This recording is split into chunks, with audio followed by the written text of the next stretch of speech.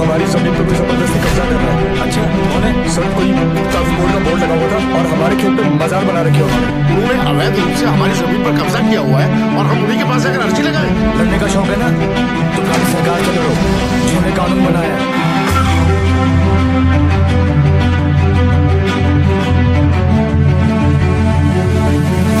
नमस्कार, आप देख रहे हैं एनएमएफ न्यूज और आपके साथ मैं हूं नमिता जैन।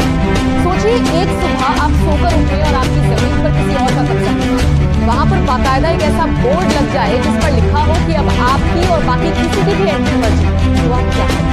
जाहिर है परेशान होकर आप पुलिस थाने जाएंगे, शिकायत लिखवाएंगे, लेकिन अब इससे भी बुरा सोच थाना इंचार्ज कह दे कि आपकी शिकायत यहाँ नहीं सुनी जाएगी, बल्कि जिसने इस जमीन पर कब्जा करके बोर्ड लगाया है उसी के आगे आपको हाथ जोड़ना। आसान शब्दों में कहूं तो अपनी चुराई हुई किताब को चोर के आगे ही हाथ फैलाकर सुनकर और सोचकर और डरावना लग रहा है। दुख की बात यह है कि ऐसा देश में इस वक्त हो रहा है और अब से नहीं हो रहा बल्कि सालों साल से हो रहा है। लेकिन हमारे देश में धर्म को आगे लाकर क्या कुछ नहीं कर दिया जाता। इसी धर्म के आधार पर सब कुछ हो रहा है। किसी की जमीन पर ढूंढा जा रहा है तो किसी राज्य में गांव के गांव हड़प लिए जा रहे हैं। इतना ही नहीं, धर्म को ढाल बनाते हुए मंदिरों तक पर बोर्ड लगा दिया गया है कि आप ये जगह कौन थे ये लोग धन को आगे लाकर जमीनें हड़प रहे हैं।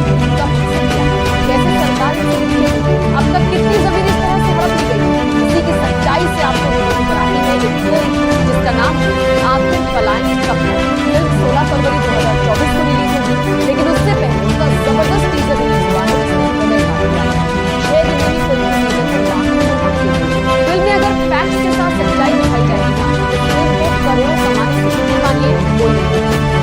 फिल्म में आपको तब कोर्ट सुनाई लेकिन वास्तव में तब सीधे तौर पर नाम लेकर बवाल न हो जाए, इसीलिए फिल्म मेकर्स ने ध्यान रखा है ताकि बात उन्होंने वक्त बोर्ड की भी की गई। पिछले काफी वक्त से वक्त बोर्ड को लेकर चर्चा मोदी सरकार से मांगी जा रही है कि बोर्ड को बंद कर देना चाहिए। हुकूमत पर आरोप लगे हैं कि उसके नाम पर अब तक हजारों करोड़ की हड़प हो गई। अंदाजा लगाइए कि देश की सरकार और रेलवे के बाद अगर सबसे ज्यादा जमीन तो वो वक्त बोर्ड ही है। और इससे भी ज्यादा हैरानी की बात यह है कि दुनिया के 57 मुस्लिम देशों में वक्त बोर्ड जैसा भारत में मुस्लिमों के लिए ये बोर्ड अलग से बनाया गया है जो अब काम कम और अवैध तरीके से जमीन हड़पने को लेकर ज्यादा चर्चा है। विस्तार से समझिए वक्त बोर्ड पर क्या क्या आरोप लगे हैं। बीजेपी सांसद हरनाथ सिंह ने वक्त बोर्ड पर आरोप लगाए हैं कई सारे खिलाफ।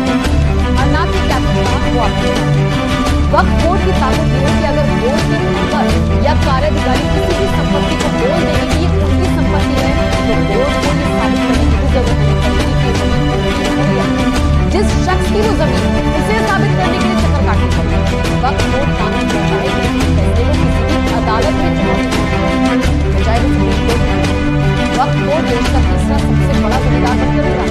वक्त की संपत्ति का स्वामी अल्लाह को बनाया गया है और स्थायी रूप से इस समय भारत अब ये भी जान लीजिए वक्फ का क्या मतलब होता है और इसकी शुरुआत क्या होता है। वक्फ का मतलब होता है अल्लाह के नाम पर दान करना। वक्त के नाम पर दान वक्त की शुरुआत 1954 में सबसे पहले जवाहरलाल नेहरू की सरकार की तरफ से वक्त अधिनियम पारित किया गया। इस अधिनियम के तहत 1964 में केंद्रीय वक्फ परिषद की स्थापना कर दी गई। 1995 में सभी राज्यों और केंद्र शासित प्रदेशों के लिए वक्फ बोर्डों के गठन की अनुमति के लिए कानून किया गया था। भारत के हर राज्य में शिया और सुन्नी वक्फ बोर्ड समेत एक सेंट्रल बोर्ड और 32 स्टेट वक्फ बोर्ड इतना ताकतवर है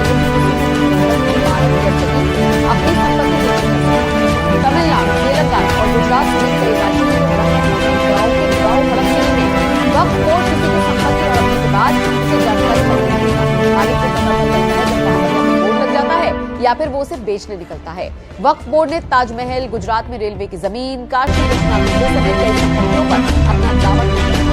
मतलब सोचकर देखिए बोर्ड का गठन किसने किया, कब किया और किसके लिए किया और इसमें